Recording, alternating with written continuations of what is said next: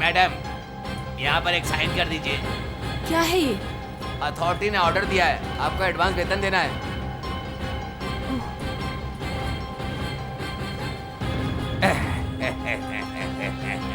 ये लीजिए।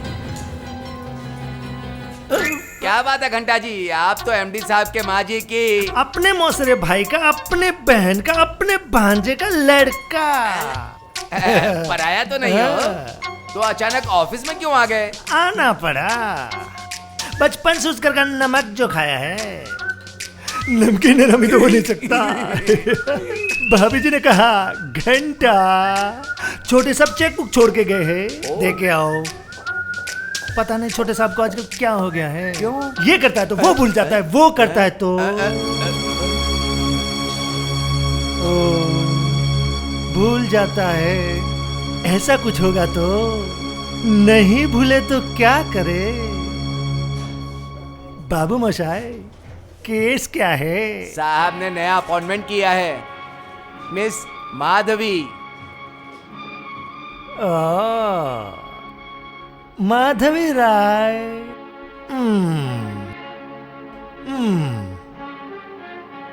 ये तो कुछ गलत रास्ते पे जा रहा है। नहीं, भाभी जी को बोलना ही पड़ेगा। अगर इस पे भी ध्यान नहीं दिया गया तो आखिर में संभाल नहीं पाऊंगा। अपना आदमी हो गया, अगर इस तरह मैं सब कुछ सहते गया तो नमकीन हरामी बन जाऊंगा। नहीं नहीं, नमकीन हरामी नहीं हूं।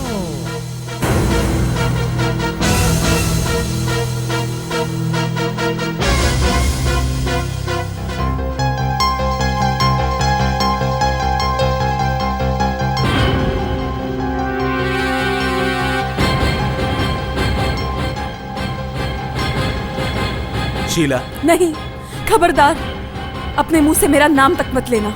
बहुत नाटक कर लिया तुमने, और नाटक मत करना।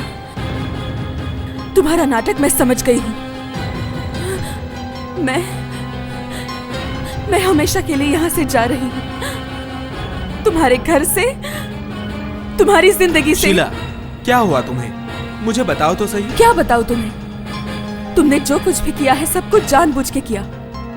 अनजान थी तो मैं तुम्हारे कहने पे और तुम्हारी मीठी मीठी बातों में आके मैं अंधी हो गई थी। लेकिन अब उस झूठ को सच बनाने की जिद अब मुझ में नहीं रही।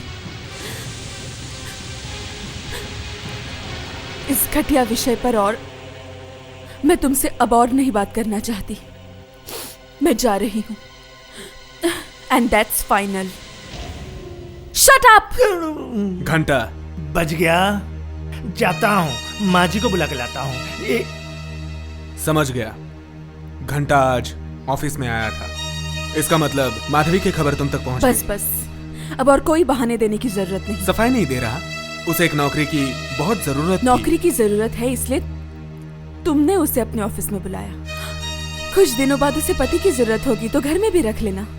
बाद में उसे परिवार की जरूरत पड़ेगी, घर की जरूरत पड़ेगी तो उसे इस परिवार में रख लेना, घर में रख लेना। शीला, तुम हद से ज्यादा बोल रही हो। माधवी जैसी कई औरतें मेरे ऑफिस में काम करती हैं। ओह, तो सारी औरतें तुम्हारे लिए माधवी जैसी है, तुम्हारी पुरानी प्रेमिका है? शीला,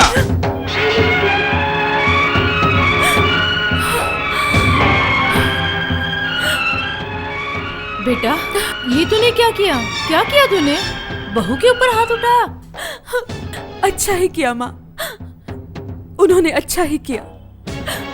मैं कम से कम ये तो जान गई कि मेरे पति कितना गिर सकते हैं, लेकिन इन्हें और गिरने का मैं मौका नहीं दूंगी माँ।